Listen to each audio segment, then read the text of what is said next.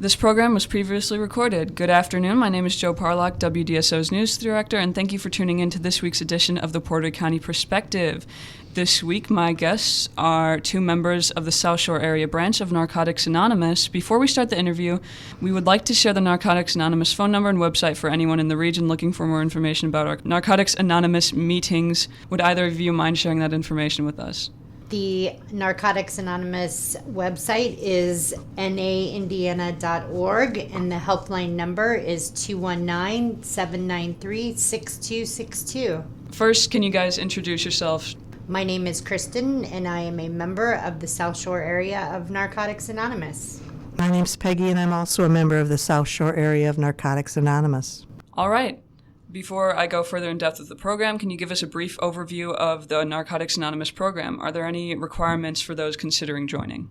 As members of Narcotics Anonymous, we have a primary purpose to support. While groups focus on that primary purpose, the responsibility of supporting those efforts is delegated to an area service committee. For those of us performing public relations services, this means we approach our service with an attitude of humility. We are simply recovering addicts trying to carry a message of recovery, one that someone else freely shared with us, to other suffering addicts.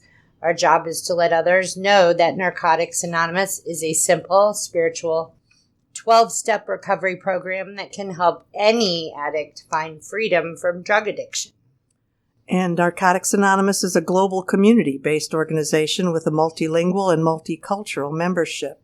We offer recovery from the effects of addiction through working a 12-step program, including regular attendance at group meetings. The group atmosphere provides help from peers and offers an ongoing support network for addicts who wish to pursue and maintain a drug-free lifestyle.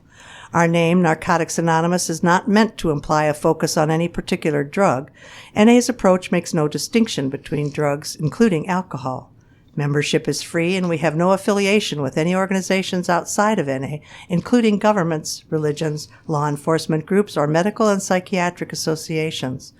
Through all of our service efforts and our cooperation with others seeking to help addicts, we strive to reach a day when every addict in the world has an opportunity to experience our message of recovery in his or her own language. The only requirement for membership is the desire to stop using drugs. What are some of the primary focuses and goals of those entering the Narcotics Anonymous program? Do these goals often shift or expand as they further their involvement with the program? Primarily, when we come into Narcotics Anonymous, we work on our physical, mental, and emotional health. This has to do with our obsession and compulsiveness to use drugs. As we get healthier, we begin to work on our personal relationships, spiritual health, and financial stability. My goal was to find a way to stop the obsession and compulsion of my addiction before I ended up in jail or dead. Over time, my focus changed away from how it was in the past to how I am living now. Just because I put the drugs down, it doesn't mean my addiction is cured. It is only arrested, and I choose to keep progressing in my recovery. How long has Narcotics Anonymous been around? Do you know of any of the history that you can share with us? Narcotics Anonymous was founded in 1953 in California and the Los Angeles area by a man named Jimmy Kinnan and others. At the time, it was against the law for convicted felons to meet, so the tradition began of meeting in church basements and meeting halls that gave the members sanctuary where they could gather safely. Our membership growth was minimal during our initial 20 years as an organization. Since the publication of our basic text in 1983, the number of members and meetings has increased dramatically and just keeps growing. How many countries are chapters of NA represented in? We meet in 143 countries worldwide. Worldwide, how many meetings happen every week? According to the information taken from the Narcotics Anonymous World Service Office website, as of 2018, Narcotics members hold nearly 76,000 meetings weekly around the world. Of those meetings, how many are held by the South Shore area chapter? 43 meetings are presently available in the South Shore area of Narcotics Anonymous. Beyond in-person meetings, are there any virtual meetings available? If so, can you give us the website or where someone could go to find a virtual meeting? Sure. www.virtualna.org offers meetings via telephone and online to addicts who do not have access to face-to-face meetings. If someone were thinking of coming to their first meeting, what would you tell them? Well, go into your first meeting Keep an open mind and do your best to be willing to participate and ask for help from the members at that meeting. It takes courage to walk into a meeting for the first time, but millions of addicts have done it. And if you're suffering from the disease of addiction, this may be a solution for you. Can you give us some idea of what goes on at Narcotic Anonymous meetings so new prospective members might know what to expect? Meetings usually happen in church halls or basements at no cost. The meetings generally last about 1 hour. You will be asked to introduce yourself by first name only. This is so you can be given a meeting schedule with members' phone numbers, so you know where other meetings are in the area and have phone numbers if you need a ride or have questions after the meeting. In many meetings, hugs are a common NA greeting. If you're not comfortable hugging, don't hesitate to say so. Our meetings vary widely in size and style. Some are small and intimate, others are large and loud.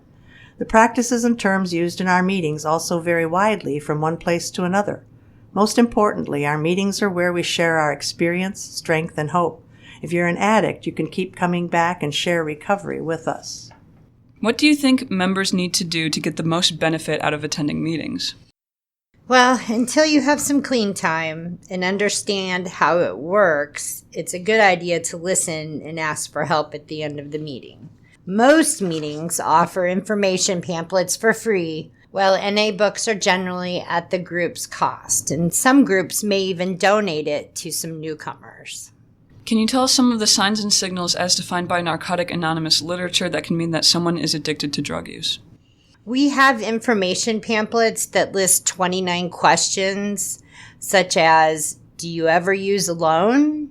And have you ever been arrested as a result of using drugs? Or have you ever overdosed? Or do you continue to use despite negative consequences? And only an individual can answer those questions for themselves. The actual number of yes responses isn't as important as how a person felt inside and how addiction has affected their lives. Can you walk us through some of all of the steps included in the recovery process as defined by the Narcotics Anonymous organization? Most 12-step program steps are based on Alcoholics Anonymous's original steps and differ only in minor ways. Steps 1 through 3 talk about the fact that our lives were unmanageable. We need a power greater than ourselves to restore us to sanity and then let that power help us. Step 4 is a listing of character issues that need to be addressed. 5, 6, and 7 are the steps where we admit our failings to another, become willing to let them go, and ask our higher power, God as we understand Him, to remove them. Steps 8 and 9 give us a chance to make amends to all those we have harmed. Steps 10, 11, and 12 are called the maintenance steps because we reevaluate our behavior daily, learn how to pray and meditate, and having done all this work, the last step tells us to carry the message of recovery to others and practice what we've learned in our daily lives. Which steps do you feel were personally or just overall most important to recovery or most beneficial to you? It is my experience that all of them were and are important because each succeeding next step builds upon the ones that come before, and we continue to revisit them all as a part of my ongoing program. Do you have any advice to those who are just starting out on their 12-step journey? What do you wish you knew then that you now understand? We're directed not to give advice. We only share our personal experience, strength, and hope with any addict who seeks direction. In the beginning, I didn't know anything about how to not use drugs and live a productive life. Through years of working the steps, attending meetings, and helping others, I know a lot more today, but we talk about progress, not perfection, in this process. And I hope to continue to learn because my disease is incurable and it needs to be treated on a daily basis. Just as a diabetic needs insulin every day, so does an addict need to work on their recovery every day. Were there any unexpected benefits that you experienced after joining Narcotics Anonymous? Our basic text says, if we had written down our list of expectations when we came to the program, we would have been cheating ourselves.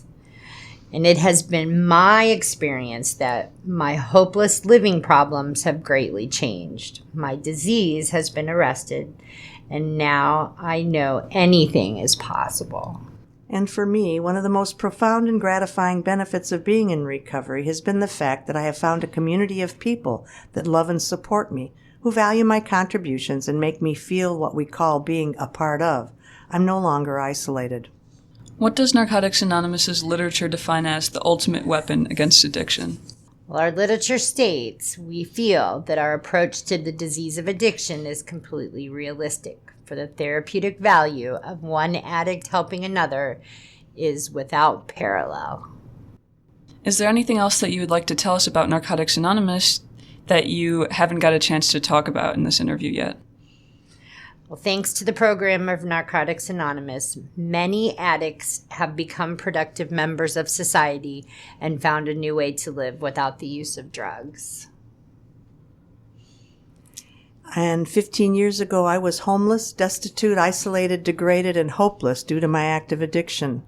Today, because of my participation in a 12-step recovery program, I have integrity, self-respect, purpose, self-love, and profound gratitude to be in recovery. My family accepts, loves, and trusts me again, and I am a benefit to their lives rather than a hindrance and embarrassment. I have a fulfilling job where I am valued. I have a large tribe of recovering addicts that I am fortunate to call my extended family. After feeling so hopeless and aimless in my active addiction, today I have a purpose. My daily mission is to carry this message to the addict who is suffering from a disease that tells you in your own voice that you are worthless, unloved, unwanted, and you'll never be able to stop using or be anything better. As it says in our literature, an addict, any addict, can stop using, lose the desire to use, and find a new way of life. This is a life-or-death struggle for most addicts. There's a whole network of people in 12-step recovery in our community that is here to help you save your own life. You don't have to do it alone, and we do recover. Once more, can you share the South Shore Area Narcotics Anonymous phone number and website where those interested can find meetings and more information about Narcotics Anonymous? The website is naindiana.org, and our helpline number is 219-793-6262. Thank you. Okay, I believe that's going to wrap things up for this week's edition of the Porter County Perspective. I've been Jo Parlock. Thank you guys for coming in here and doing this interview with me. If you're interested in hearing this program again, it can be found on YouTube.